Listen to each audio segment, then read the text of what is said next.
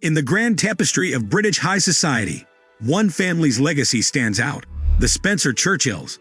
A name synonymous with power, prestige, and paradox have etched their mark in history. From the expected next King of England to the iconic Princess Diana, they've left an indelible mark. In the serene and pastoral landscape of 15th-century England, amidst the soothing bleats of sheep and the tireless sweat of diligent shepherds, a lineage was quietly taking root, a lineage destined to wield profound influence over British high society for centuries to come. This was the humble beginning of the Spencer lineage, anchored by a simple, hardworking sheep farmer named Henry Spencer. The torch of this family's legacy was carried forward by his relative, John Spencer, a pragmatic individual who combined the shrewd business acumen with a deep love for his flock. By 1469, John had risen to a position of trust, earning himself the role of a trustee in Warwickshire. His influence continued to expand as he became a tenant at Althorpe in Northamptonshire. In 1486, enter Sir John Spencer, John's ambitious and industrious nephew. Sir John possessed a sharp eye for opportunity and embarked on his journey to prosperity by engaging in the lucrative businesses of livestock trading and commodity exchange. As his fortunes grew, so did his vision, enabling him to acquire the coveted lands of Wormleighton and Althorpe.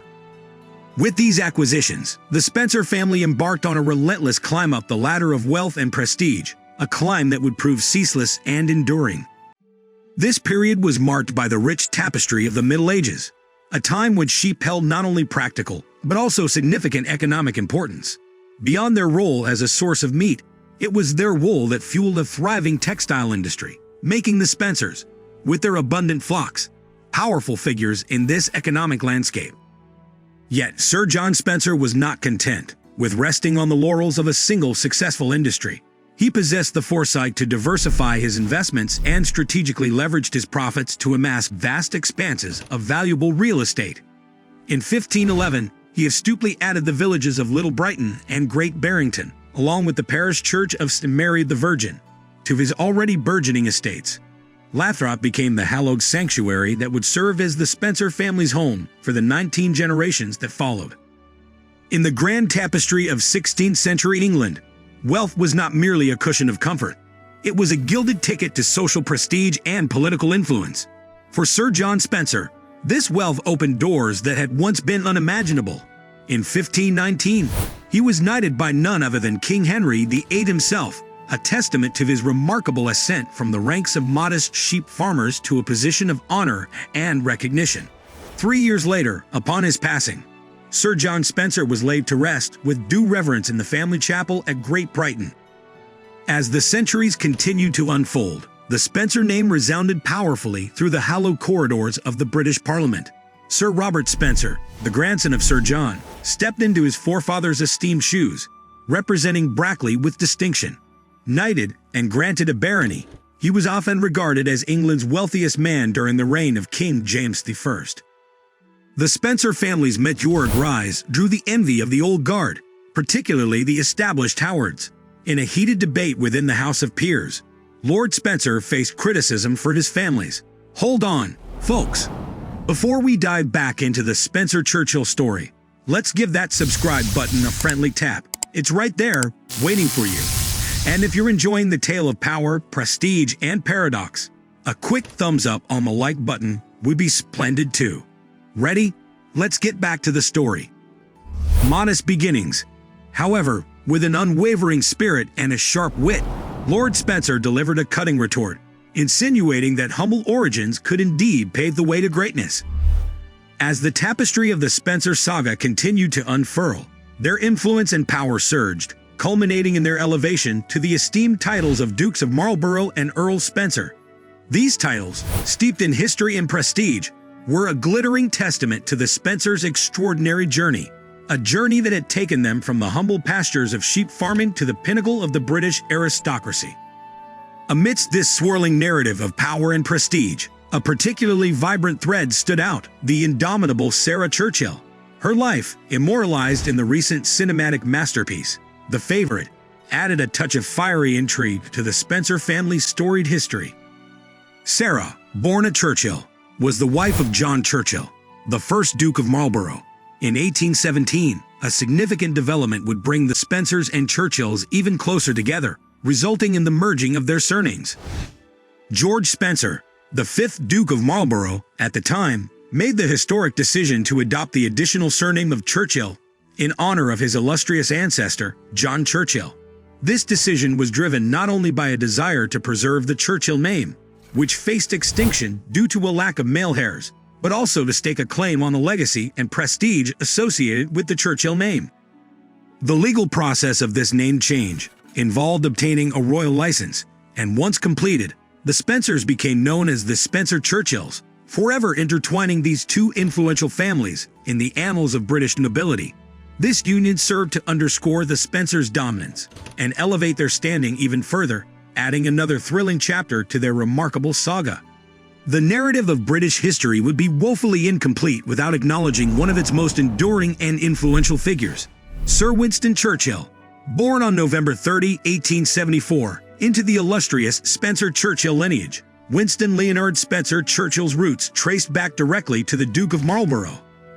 His upbringing was firmly rooted in aristocracy, with his father, Lord Randolph Churchill, a charismatic politician, and his mother, Jenny Jerome, an American heiress.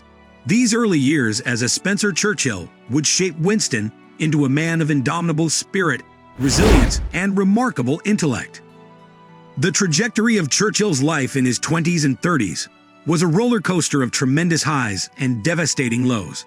His early career encompassed a somewhat tumultuous military service, where he also worked as a war correspondent, all before venturing into politics as a liberal before eventually crossing the aisle to join the Conservative Party. Through it all, he faced failures, rejections, and hardships, most notably the Dardanelles disaster during World War I, which nearly spelled the end of his political journey. Yet each setback only seemed to fuel his indefatigable spirit, proving time and again the mettle of the Spencer-Churchill legacy. The zenith of Churchill's career coincided with the darkest days of World War II. As Prime Minister, he emerged as the unwavering and resolute leader Britain needed during its most trying hour. His leadership was marked by inspirational speeches and an unyielding will, as he steadfastly refused to capitulate to the forces of Nazi Germany. Beyond the political arena, Churchill's family life provided a stabilizing force amidst the chaos of his demanding career. He enjoyed a stable and loving marriage to Clementine Hosier and fathered 5 children. Clementine served as a pillar of support, influencing Churchill's decisions and helping him navigate the turbulent waters of both politics and war. Churchill's impact on British society was profound and lasting. His unwavering resolve during World War II bolstered the spirits of a beleaguered nation. His stirring speeches rallied the British people to fight on, instilling in them a sense of hope, courage, and national pride. But Winston Churchill was not just a statesman. He was also a prolific writer whose literary works earned him the Nobel Prize in Literature in 1953. His contributions extended beyond the war, playing a significant role in shaping post-war international relations, most notably through his Iron Curtain speech, which is often considered the onset of the Cold War. Born into the esteemed Spencer family on July 1, 1961, Lady Diana Frances Spencer, affectionately known as Princess Diana, was a figure whose life story seemed destined for the annals of royalty. Her early years unfolded amidst the serene surroundings of her family's estate in Sandringham, Norfolk, a place that would prove to foreshadow her future connection to the ruling Windsor family, as Sandringham served as one of their favored retreats. Diana's upbringing was steeped in the rich traditions of the British aristocracy, laying the solid groundwork for her eventual royal role. Yet, what makes Diana's lineage even more captivating is its intertwining with numerous notable historical figures, weaving a tapestry of connections that added intrigue to her story. Astonishingly, Diana could count the first president of the United States, George Washington, as her 8th cousin, 5 times removed, an unexpected link bridging the Atlantic. Furthermore, Diana shared an unexpected familial connection with Audrey Hepburn, the iconic Hollywood actress, through Dutch nobility, illuminating the breadth and depth of her family's historical ties. Diana's upbringing instilled in her the values, education, and experiences that would prove instrumental in shaping her into the beloved people's princess she would later become. Educated both in England and Switzerland, she developed interests in music, dance, and social service. Her mother, Frances Shan Kyde played a pivotal role in her life, instilling in Diana a profound sense of empathy and a deep commitment to charitable endeavors, characteristics that would come to define her impactful public life. Yet it was a fateful meeting that would catapult Lady Diana Spencer from the aristocratic circles into the global spotlight. Her encounter with Prince Charles, the heir apparent to the British throne, set her on a trajectory that transformed her from Lady Diana to Princess Diana. This journey would forever alter the course of her life and leave an indelible mark on the history of the British monarchy. The story of Princess Diana, with all its complexities, triumphs, and tribulations, would go on to captivate the world, making her an enduring symbol of grace, compassion, and the enduring appeal of the British royal family. Lady Diana Spencer's relationship with Prince Charles was a whirlwind romance, though it was not without its subsequent trials and tribulations. Their courtship began in 1980 when Diana was a mere 19 years old, while Charles, the Prince of Wales, was 32, marking a significant age difference and a contrast in their personalities.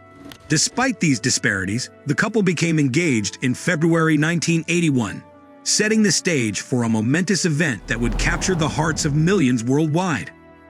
Their wedding, which took place on July 29, 1981, at St. Paul's Cathedral, was nothing short of spectacular.